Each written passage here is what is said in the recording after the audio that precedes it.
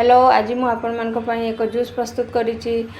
वर्तमान खरा दिन में बहुत आंब मिलूँ पाचिला आंब को लेकिन एक जूस प्रस्तुत करी। चलतु देखा आम ये जूस किपरि भाव में प्रस्तुत करुँची। ये मुझे छोट छोट लेती आंब नहीं लेती आंब को भल भाव में धोई तार मंडटी को मुझे काढ़ी नहीं एक ग्राइंडर जार रे ऐड कर नौची।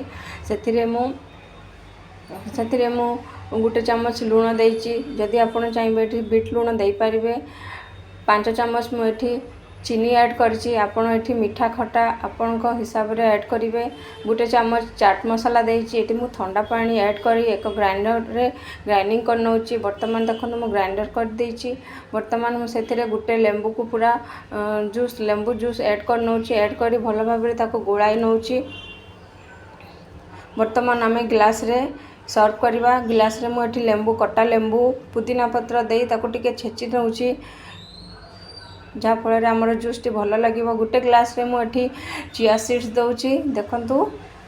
आ गोटे ग्लास रे बिना चिया सीड्स रे करी। ये आइस क्यूब दे दूची। वर्तमान आम मैंगोर जूस को ऐड कर नवा। ऐड करी वर्तमान ता ऊपर एक पुदीना पत्र दे सजाई नवा।